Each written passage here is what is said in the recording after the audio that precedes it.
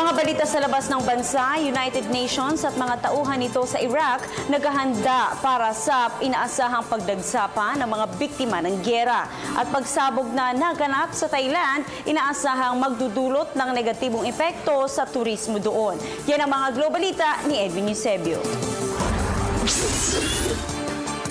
Nasa 22 mga tao na ang namatay. Sa 120 ang sugatan. Bunga ito ng pagsabog na naganap Lunes ng hapon sa Bangkok, Thailand.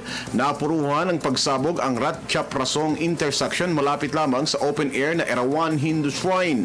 Punteriya umano ng pagpapasabog ang lugar kung saan dumadagsa ang mga turista at mga mamimili.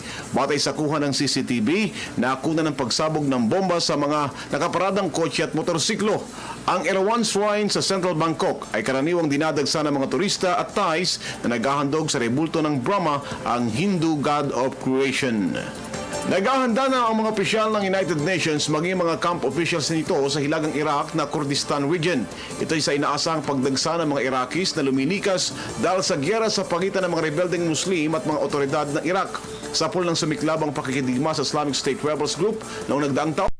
Kita sa 1 milyong mga Iraqis ang lumikas at dumadagsa sa Kurdistan. Karamihan sa kanila ay nanunuluyan sa mga mumurahing hotels kung saan isang pamilya ang nagsisiksikan sa maliliit na silid. Ang iba naman ay sumisilong sa mga simbahan o umuupa na lamang sa mga ginagawa pa lamang na bahay habang naghihintay sila ng tulong pagkain mula sa mga otoridad.